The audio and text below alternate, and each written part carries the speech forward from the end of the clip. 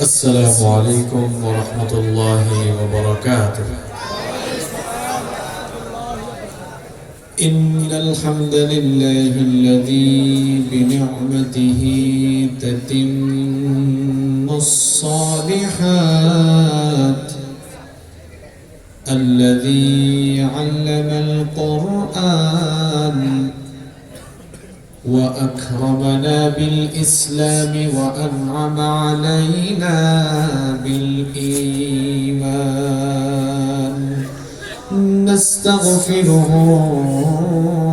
ونتوب إليه، وأشهد أن لا إله إلا الله وحده لا شريك له، وأشهد أن سيدنا وسندنا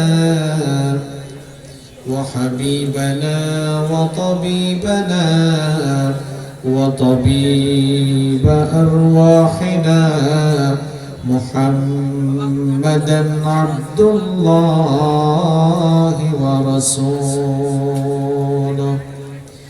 أرسله بالحق بشيرا ونذيرا وداعيا إلى الله بإذنه وسراجا وقمرا منيرا. أما بعد، فقد قال الله تعالى في كلامه المجيد وفي فرقانه الحميد: أعوذ بالله من الشيطان الرجيم. بسم الله الرحمن الرحيم. إن الله وملائكته يصلون على النبي يا أيها الذين آمنوا صلوا عليه وسلموا تسليما। সবাই জবান খুলে আন্তরিকতার সাথে দুরূদ পাঠ করে আল্লাহুম্মা সাল্লি আলা মুহাম্মাদ ওয়া আলা আলি মুহাম্মাদ কামা সাল্লাইতা আলা ইব্রাহিম ওয়া আলা আলি ইব্রাহিম ইন্নাকা হামিদুম মাজিদ। اللهم بارك على محمد وعلى آل محمد كما باركت على إبراهيم وعلى آل إبراهيم إنك حميد مجيد. ربي زدني علما، ربي زدني علما، ربي اشرح لي صدري ويسر لي أمري واحلل عقدة من لساني يفقه قولي. سبحانك لا علم لنا إلا ما علمتنا إنك أنت العليم الحكيم. صدق الله العظيم. الله والله তুমি জানলে জালালুহু, শেষ করা তো যায় না গে তোমার গুণগান। আল্লাহু আল্লাহু তুমি জানলে জালালুহু, শেষ করা তো যায় না গে তোমার গুণগান। তুমি কাদের ও গফফার, তুমি জলিল ও জব্বার। তুমি কাদের ও গফফার, তুমি জলিল ও জব্বার। অনন্ত অসীম তুমি রহিম রহমান। আল্লাহু আল্লাহু তুমি জাল্লে জালালুহু, শেষ করা তো যায় না গিয়ে তোমার গুণগান। আল্লাহু আল্লাহু তুমি মাটির আদমকে প্রথম সৃষ্টি করিয়া ঘোষণা করিয়া দিলে শ্রেষ্ঠ বলিয়া। তুমি মাটির আদমকে প্রথম সৃষ্টি করিয়া ঘোষণা করিয়া দিলে শ্রেষ্ঠ বলিয়া। তাই নূরের ফেরেশতা করে আদমকে সেজদা, ও তাই নূরের ফেরেশতা করে আদমকে সেজদা। তুমি সবার চেয়ে দিলে মাটির মানুষকে সম্মান। আল্লাহু আল্লাহু তুমি জাল্লে জালালুহু, শেষ করা তো যায় না গিয়ে তোমার গুণগান। আল্লাহু আল্লাহু শিশু মুসা নবীরে যখন দুশমনের ডরে সিন্ধুকে ভরিয়া দিলে ভাষায় সাগরে। শিশু মুসা নবীরে যখন দুশমনের ডরে সিন্ধুকে ভরিয়া দিলে ভাষায় সাগরে। প্রাণে ছিল যাহার ভয় সেথায় পেল সে আশ্রয়। প্রাণে ছিল যাহার ভয় সেথায় পেল সে আশ্রয়। সেই দুশমনেরই হাতে তাহার বাঁচাইলে প্রাণ। আল্লাহু আল্লাহু তুমি জাল্লে জালালুহু, শেষ করা তো যায় না গে তোমার গুণগান। আল্লাহু আল্লাহু বাংলাদেশের অত্যন্ত সুপরিচিত ঐতিহ্যবাহী টাঙ্গাইল জেলার ঘাটাইল উপজেলার অন্তর্গত সাগরদিঘি বাজার ব্যবসায়ীদের উদ্যোগে আয়োজিত আজকের এই 12তম ঐতিহাসিক তাফসীরুল কোরআন মাহফিলের সমাপনী অধিবেশনের মুহতারাম শ্রদ্ধাভাজন সভাপতি, বিশিষ্ট আলেমে দ্বীন, বিশিষ্ট ইসলামী চিন্তাবিদ, ঐতিহ্যবাহী নূরে মদিনা জামে মসজিদের সম্মানিত খতিব, আপনাদের সকলের অত্যন্ত সুপরিচিত, সকলেরই প্রিয় এবং ভালোবাসার মানুষ হযরত মাওলানা মুহাম্মদ রফিকুল ইসলাম সাহেব আতালাল্লাহু আমরাহু ওয়া বারাকাল্লাহু ফি হায়াতিহি, আমরা সবাই বলি আমিন। মাহফিলে উপস্থিত সম্মানিত শ্রদ্ধাভাজন উলামায়ে কেরাম, উপস্থিত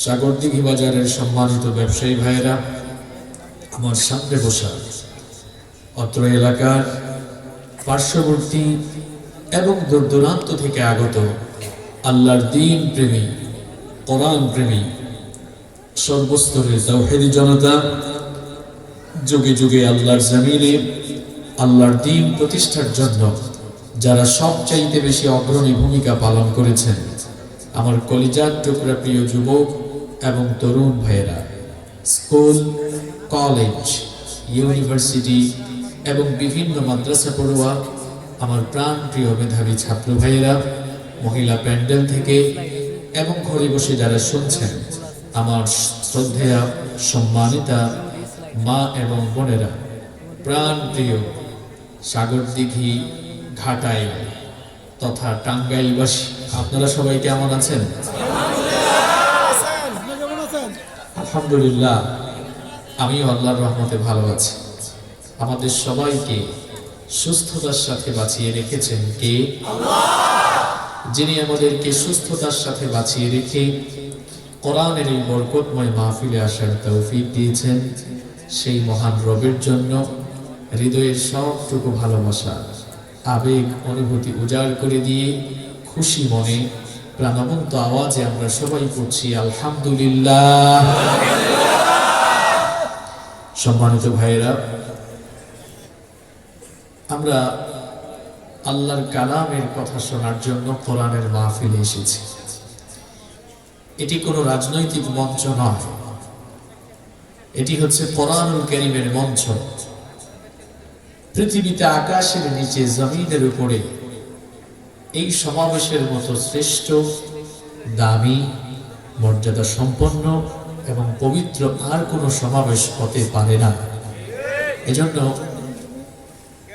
সাইয়েদনা আলী রাদিয়াল্লাহু আনহু বলেছেন, মাজালিসুল ইলম হিয়া রাওদাতুম মিন রিয়াদিল জান্নাহ। যেখানে ইলম তথা কোরআন আর হাদিসের আলোচনা হয়, সেটি কোনো সাধারণ জায়গা থাকে না।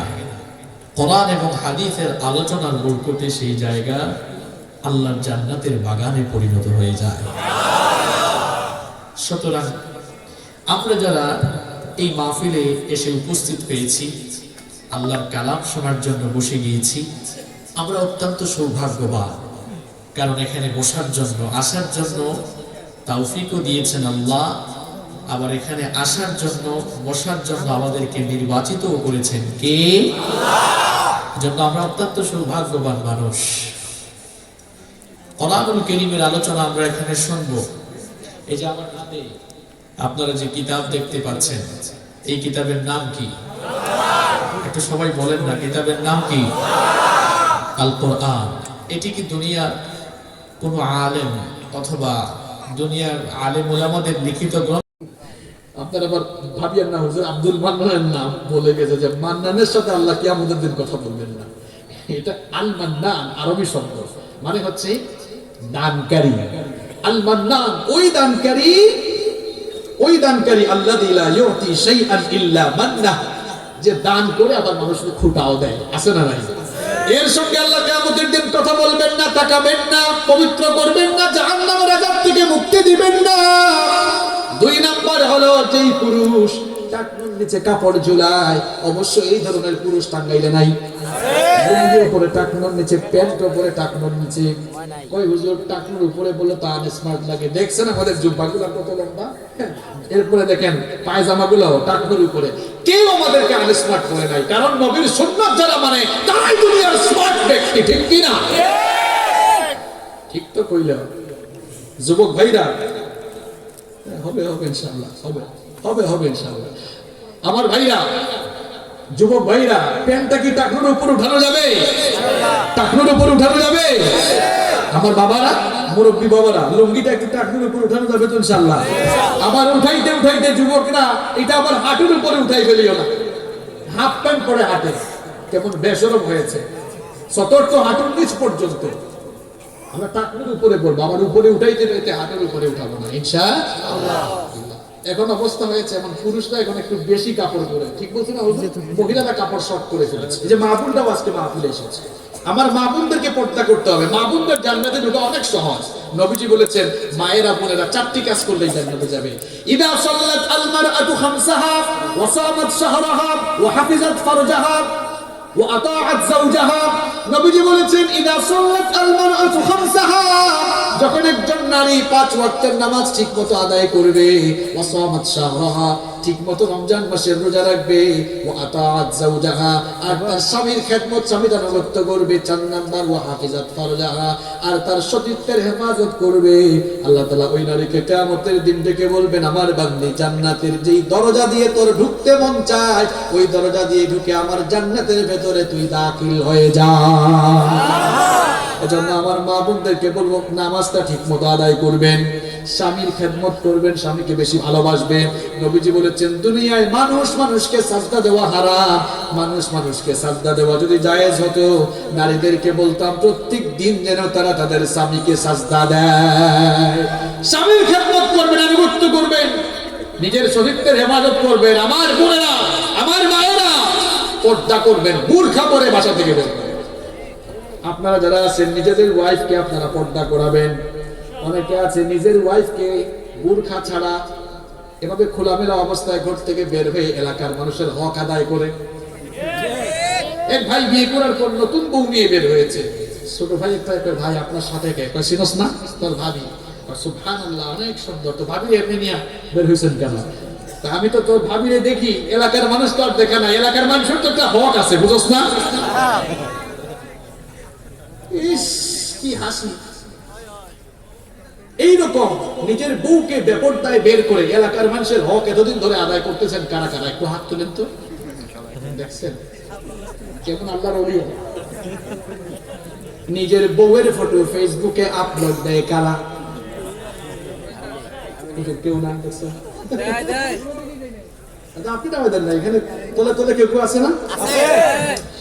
আমাদের হুজুররা, আলেম উলামারা, আমাদের মুরব্বিরা কোরআন হাদিস দিয়ে তো সুন্দর ওয়াজ নসিহত করেও মানুষ হেদায়েত হলো না। অনেকে হেদায়েত হয়েছে, কেউ কেউ হেদায়েত হয় নাই। যারা হেদায়েত হয় না এদের অন্তরটা কিন্তু মারাত্মক বাঁকা। এই জন্য আমি বলি যেমন কুকুর তেমন মুগুর দরকার। এই জন্য আজকে খুব কাঁচা কথা বলবো, কপালে হেদায়েত থাকলে যেন আল্লাহ হেদায়েত দেয়। বলেন তো, বউ পার্সোনাল না পাবলিক? পার্সোনাল। আরো জোরে বলেন। এবার বলেন, ফেসবুক কি পার্সোনাল সাইট না পাবলিক সাইট? কি বুঝলেন? পার্সোনাল জিনিসকে পাবলিক সাইটে আপলোড দেন।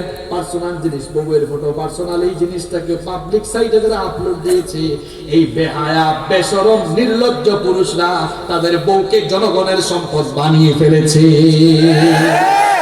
বেহায়া বেশরম নির্লজ্জ কোথাকার, তোমার ভিতরে আত্মসম্মান বোধ বলতে কিছুই নাই। বেহায়া বেশরম। আর কেমনে বলতাম এদেরকে কথা?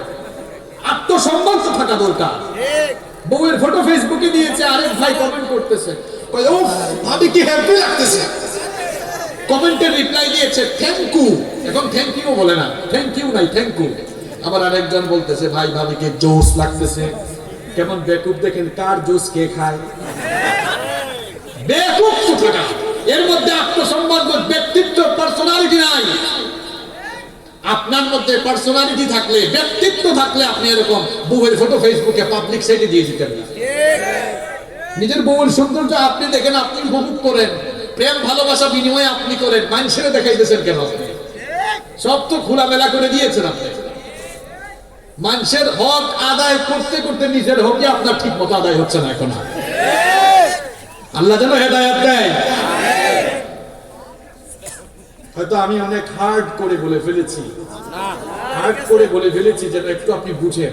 আমার যে ভাইরা এমন কাজে লিপ্ত, আল্লাহ আমার কলিজার টুকরা ভাইদেরকে এমন রাস্তা থেকে ফিরে আসার তৌফিক দাও, আমাদেরকে হেদায়েত দাও।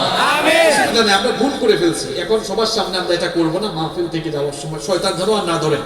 আমরা গিয়েই ফেসবুক আইডিতে আজকে ঢুকবো, ঢুকে আমাদের আইডিতে যতগুলা ফটো আছে আবার প্রাইভেট করবেন না, অন লিভই করবেন, একদম রিমুভ, ডিলিট করে দিবেন। পারবেন না ইনশাআল্লাহ? মেসেঞ্জারের স্টোরিতে, ইনস্টাগ্রামে, হোয়াটসঅ্যাপের স্টোরিতে কোথাও টিক দেওয়া যাবে।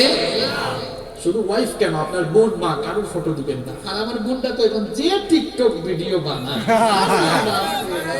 ক্লাস 6-7 এর মেয়েরা টিকটক। বুঝুন, টিকটক কি আমি নিজে এখনো চিনিও না। আমার ফোনে টিকটক অ্যাপসও নাই। এখন কত জাতের অ্যাপস আছে, আমি ফেসবুক, মেসেঞ্জার, হোয়াটসঅ্যাপ ছাড়া বাকিগুলো জানিও না। 6-7 এর পোলা মাইয়ারা এখন টিকটক বানায়।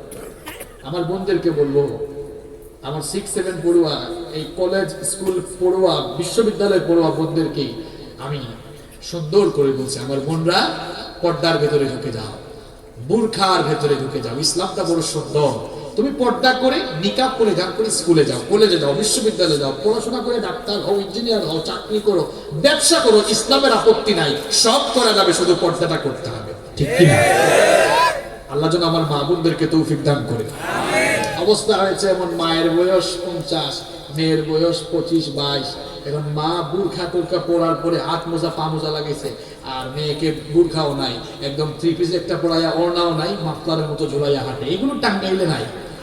যার পর্দা করা দরকার সে করে না। নানি নাতনি, দাদি নাতনি বের হলে দাদির পর্দা বেশি, নাতনির কোনো পর্দা নাই। আল্লাহ যেন আমাদেরকে হেদায়েত দেয়। তাহলে মিথ্যা শপথ করে, আমি 7 নম্বর পয়েন্টে ছিলাম যে মিথ্যা শপথ করে পণ্য বিক্রি করা যাবে না। এর মধ্যে বলেছিলাম যে 3 শ্রেণীর মানুষের সাথে আল্লাহ কথা বলবেন। 1 নাম্বার বলেছিলাম মান্নান, আব্দুল মান্নান, না, দান করে যারা মানুষকে খোটা দেয়। 2 নাম্বার যারা টাকনুর নিচে কাপড় পরে, ওখান থেকে মহিলাদের প্রসঙ্গটাও চলে আসলো। আর মা বোনদের উদ্দেশ্যেও তো কিছু বলা দরকার, ওনাদেরও তো একটা হক আছে, এত কষ্ট করে মাহফিলে আসছে, ঠিক কিনা? শুধু ব্যবসায়ীরা হক আদায় করে যাবেন, মা বোনদেরও তো একটা হক আছে। পরে আবার কমিটির কাছে অভিযোগ দিবে কোন জায়গা থেকে হুজুর একটা আনছে, আমাদের উদ্দেশ্যে কিছুই বলবো না। এরপরে 3 নাম্বার নবীজি বলছেন ওর সঙ্গে আল্লাহ কথা বলবেন না, তাকাবেন না, পবিত্র করবেন না, জাহান্নাম থেকে বাঁচাবেন না। 3 নাম্বার কে? নবীজি বললেন যে মিথ্যা শপথ করে মানুষের কাছে পণ্য বিক্রি করে। মাআদাল্লাহ ওয়া ইয়াদু বিল্লাহ, নাউযু বিল্লাহি মিন যালিক। আল্লাহ যেন আমাদেরকে এর থেকে হেফাজত করে। কষ্ট হচ্ছে বাবারা? আদর্শ ব্যবসায়ীর 8 নাম্বার গুণাবলী হলো, আদর্শ কোনো ব্যবসায়ী কখনো ব্যবসার সঙ্গে সুদের মিশ্রণ করবে না। সুদ খাওয়া হারাম না হালাল? আরো জোরে বলে। যারা সুদের কারবারে সুদে সম্পৃক্ত, কিয়ামতের দিন শয়তানের সঙ্গে তার হাসর হবে। আল্লাহ তাআলা কোরআনে বলেছেন, আল্লাযীনা ইয়াকুলুনার রিবা লা ইয়াকুমুনা ইল্লা কামা ইয়াকুমুল্লাযী ইয়াতাখাব্বাতুহুশ শাইতানু মিনাল মাস ذلك بأنهم قالوا إنما البيع مثل الربا وأحل الله البيع وحرم الربا কথাকার সূরাতুল বাকারা 275 নম্বর আয়াতে আল্লাহ বললেন, যারা সুদ খায়, সুদখোর যারা, কিয়ামতের দিন শয়তানের আসরে মহাবিষ্টদের সঙ্গে কিয়ামতের দিন দণ্ডায়মান হবে তারা।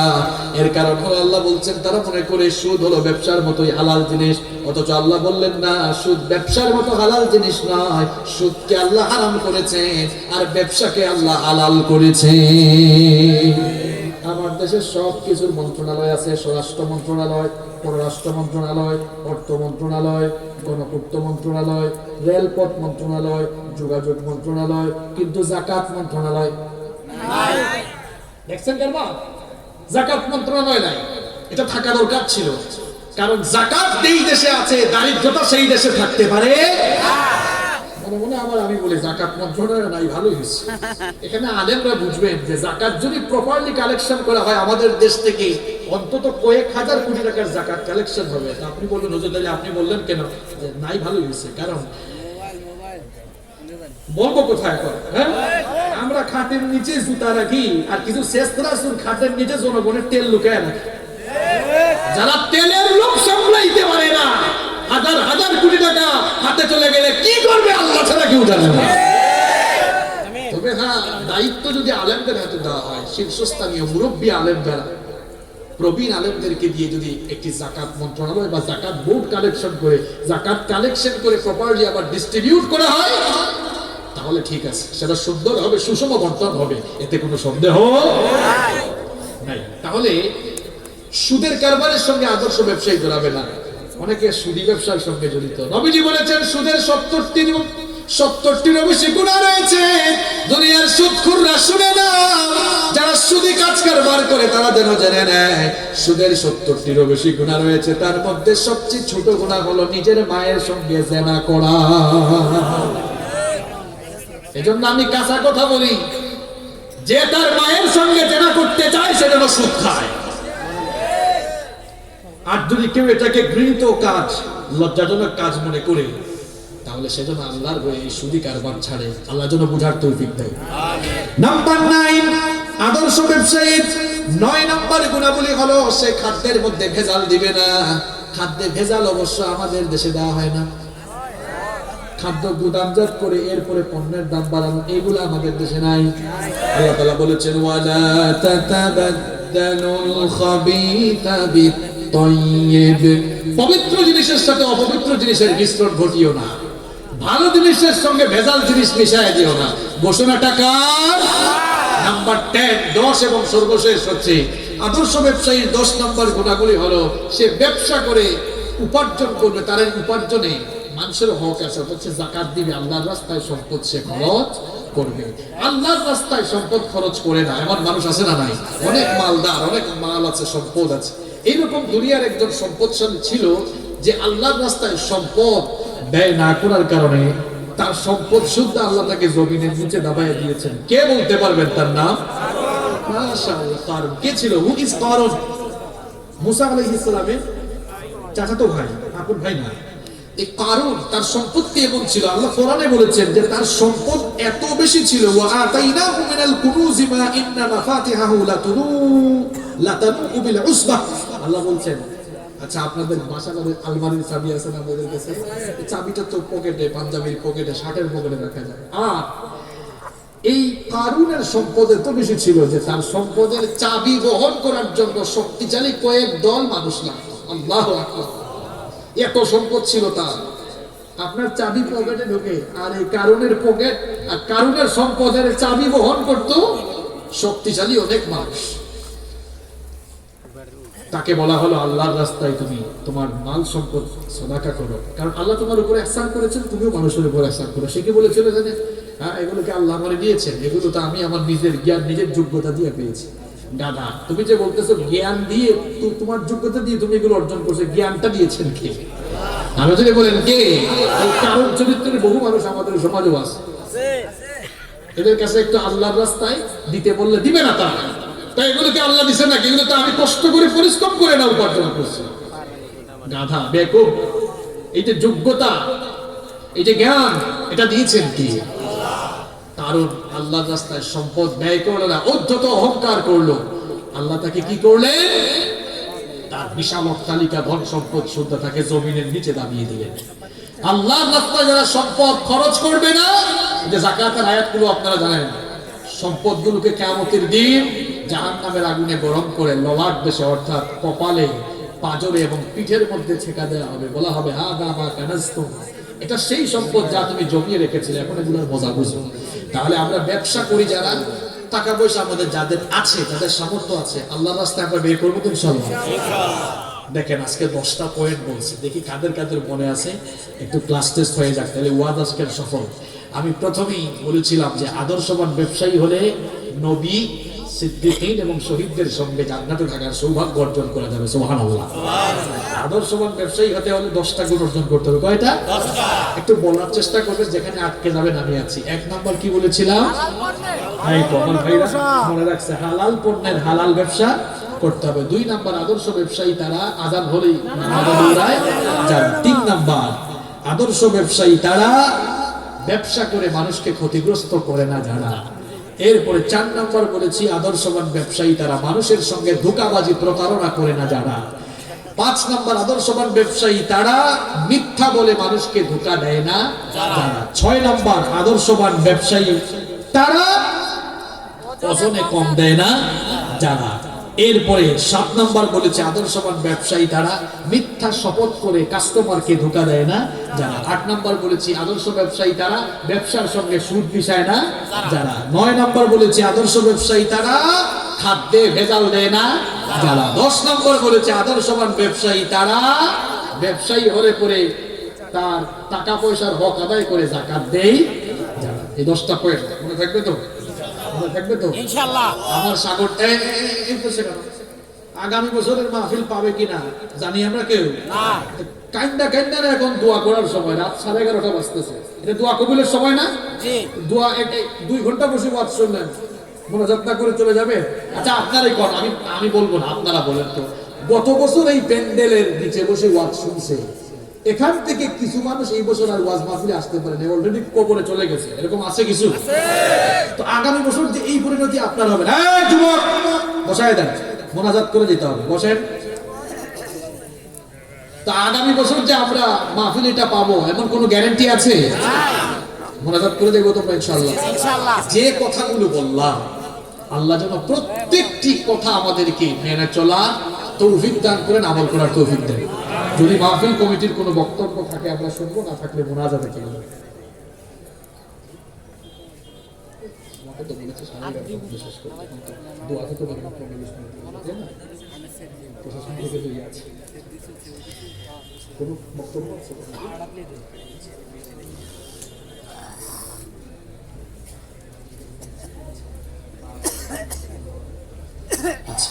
আপনারা জানেন সবাই বসেন, এখনই মোনাজাত হবে। আগামীকাল 16ই ডিসেম্বর বিজয় দিবস, এই জন্য কিছু কর্মসূচি রাত 12টা থেকে শুরু হবে, জন্য কিছু সীমাবদ্ধতা আছে। 11:30টার মধ্যে আমাদেরকে প্রোগ্রাম শেষ করতে হচ্ছে। ইনশাআল্লাহ ভবিষ্যতে সুযোগ পেলে আমরা আরো কথা শুনবো আল্লাহর কালামের ইনশাআল্লাহ। তবে আমি আজকে মোনাজাতের আগে আরো 2-3টা কথা সংক্ষেপে 2-3 মিনিটে বলতে চাই। আপনারা শুনবেন তো ইনশাআল্লাহ, যাতে আমার যুবকরা, বিশেষ করে আমার যুবক ভাইরা যেন কথাগুলো শিখে নেয়। আগামীকাল আমাদের বাংলাদেশের মহান বিজয় দিবস। 71 সালে পাকিস্তানের বর্বর সেই হানাদার বাহিনী থেকে আমার দেশের সোনার টুকরা সন্তানরা, যাদের অবদান, যাদের ত্যাগ তিতিক্ষার কারণে আমরা স্বাধীন ভূখণ্ডে বসবাস করার সুযোগ পেয়েছি, রণাঙ্গনের সেই বীর মুক্তিযোদ্ধাদের ত্যাগ তিতিক্ষার বিনিময়ে আমরা স্বাধীন ভূখণ্ড পেয়েছি। যারা শহীদ হয়েছেন, আল্লাহ যেন তাদেরকে মাফ করে দিয়ে কবর জান্নাতুল ফেরদাউস বানিয়ে দেন। আরো জোরে বলেন আমিন। যারা বেঁচে আছেন, আল্লাহ যেন তাদের নেক হায়াত বাড়িয়ে দেন। শুনেন, এবার সেই উদ্দেশ্যে কথা বলবো। কোরআন এটা কমপ্লিটেড একটা বুক, এখানে ইনকমপ্লিট কিছু নাই, অপূর্ণাঙ্গ কিছু নাই, সব কিছু আল্লাহ দিয়েছে। বিজয়ের নামেও কিন্তু কোরআনে আল্লাহ একটা সূরা দিয়ে দিয়েছে। কে বলতে পারবেন সূরাটার নাম? হ্যাঁ, এই তো পারছে, মিডিয়ার লোকরাও জানে এখন, দেখছেন কারবার। এটা তো ওয়াজ শুনে বেশি এরা জানবে, এডিট করে, এডিটে আবার উল্টা পাল্টা করো না। একটা সূরা আছে, সূরার নাম সূরাতুন নাসর। সূরাতুন মা মা'না নাসর, নাসর অর্থ কি? বিজয়, সাহায্য।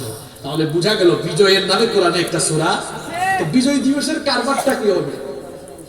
বিজয় দিবসে হয়ে গেছে না, তাহলে আমি একটু বলে ফেলি, যাতে ওই সময় তো লোক কম ছিল। বিজয় দিবসে আমরা কি করব?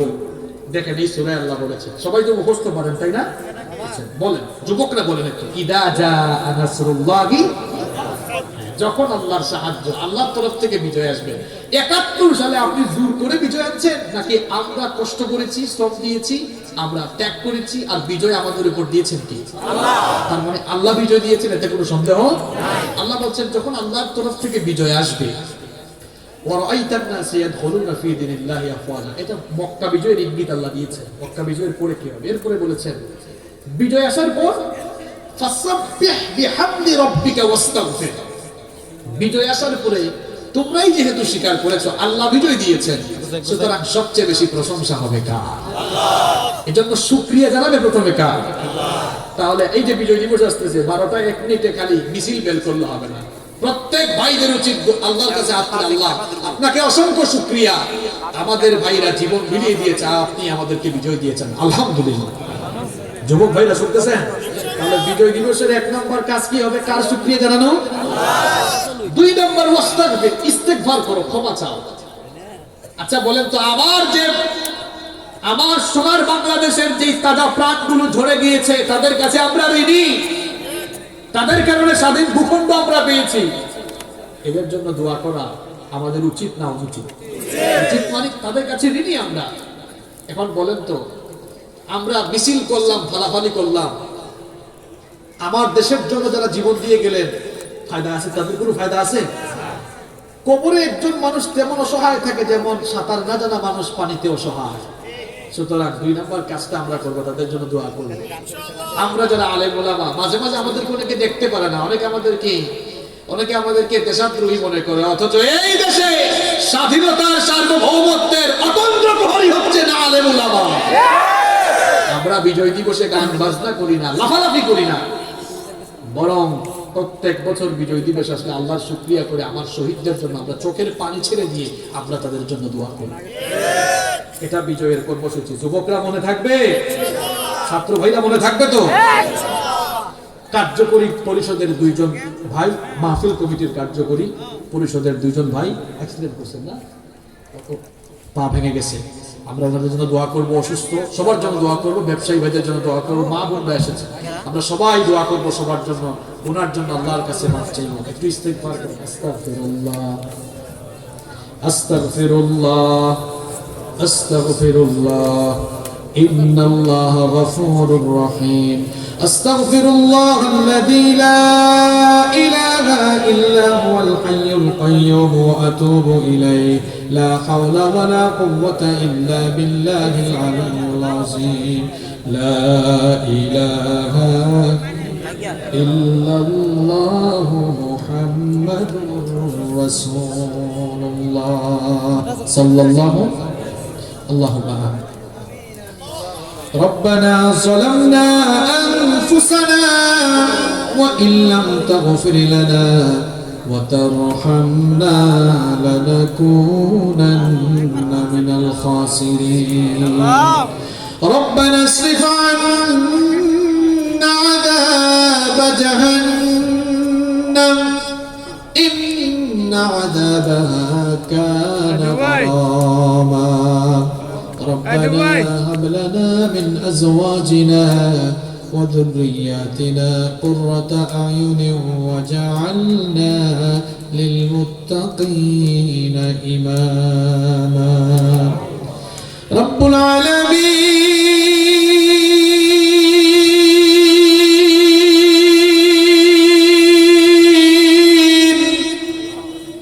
গভীর রাত পর্যন্ত আমরা তোমার গোলাম, আমরা তোমার গুনাহগার বান্দারা নীরবে বসে বসে তোমার কিতাব থেকে আলোচনা করেছি আর শুনেছি গো আল্লাহ রব্বুল আলামিন। আমরা যারা হাত তুলেছি আমরা সবাই বড় গুনাহগার। গুনাহ করতে করতে আমরা নিজেদের নফসটাকে কলুষিত করে ফেলেছি গো আল্লাহ। পাপ করতে করতে পাপের দরিয়ায় নিমজ্জিত হতে হতে অতল তলদেশে অবগাহন করে ফেলেছি। যতই আমরা পাপ আর গুনাহ করি না কেন মাবুদ গো তুমি তো বলেছো লা তাকনাতু মির রাহমাতিল্লাহ। তুমি তো বলেছো বান্দারে যতই তোরা গুনাহ করিস না কেন আমার রহমত থেকে নিরাশ হয়ে যাইস না। অগরব সেই জন্য তোমার রহমতের আশা করে জীবনের সমস্ত গুনাহগুলো সামনে নিয়ে গোলাপের মতো মাথা নত করে ভিক্ষার দোকানা হাত তোমার কাছে তুলেছি গো আল্লাহ। মাবুদ গো খালি হাতে আমাদেরকে ফিরিয়ে দিও না। তুমি যদি ফিরিয়ে দাও আমরা কার কাছে যাব? আমরা তো তোমার দরজার ভিখারি। তুমি যদি তাড়িয়ে দাও কোথায় গিয়ে চাইব, কোথায় গিয়ে বলবো গো আল্লাহ? অগরব আমরা ছাড়াও তোমার অসংখ্য গোলাম আছে, কিন্তু তুমি ছাড়া তো আমাদের কোনো মাবুদ নাই। তুমি ছাড়া আর কোথাও যাওয়া চাওয়া বা বলার জায়গা আমাদের নাই। রব্বুল আলামিন এত বেশি গুনাহ করেছি চক্ষু বন্ধ করলে গুনাহ ছাড়া আর কিছু দেখতে পাই না।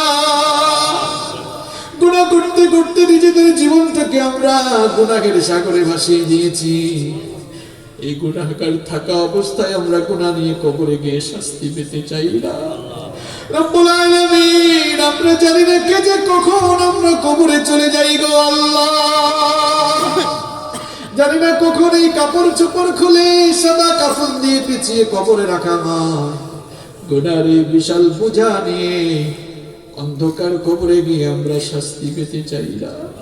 এই জন্য আমরা ভিখারির বেশে তোমার কাছে ফরিয়াদ করছি মাবুদ আমাদেরকে তুমি মাফ করে দাও।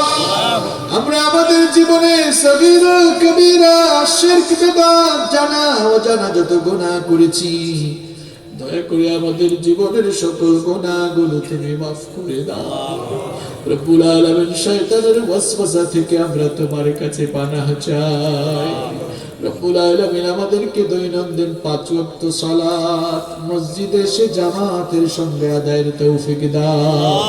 আমাদের স্ত্রী সন্তান সন্ততি ঘরের সকলকে নামাজি বানিয়ে দাও। আমাদের যাদের ছেলে মেয়ে রয়েছে ছেলে মেয়েগুলোকে মুত্তাকি পরহেজগার বানিয়ে দাও।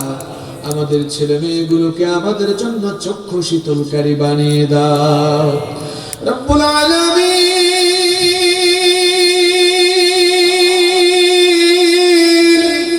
গভীর এই রাতে তোমার কাছে যখন আমরা হাজারি করছি হাত তুলেছি মনে পড়ে গেল আমাদের বাবা মায়ের কথা। আমাদের কলিজার টুকরা আমাদের শ্রদ্ধেয় বাবার জনম দুঃখিনী মা যাদের কাছে আমরা চিরঋণী। বাবার কথা মনে হলে ছোটবেলার দৃশ্যগুলো স্মৃতিপটে ভেসে আসে। কত কষ্ট করে কত যন্ত্রণা সয়ে বাবা আমাদেরকে লালন পালন করেছে। বাবা আমাদেরকে বটবৃক্ষের মতো ছায়া দিয়ে লালন পালন ভরণ পোষণের বন্দোবস্ত করেছে। বাবা আমাদের এমন বাবা ছোটবেলা নিজে না খেয়ে সন্তানের মুখে খাবারের লোকমা তুলে দিয়েছে, বাজারে গেলে নিজে ক্ষুধার্ত থেকে সন্তানের জন্য কিছু না কিছু কিনে নিয়ে এসেছে। ঈদের সময় আসলে বাবা নিজে ছেঁড়া কাপড় পরিধান করে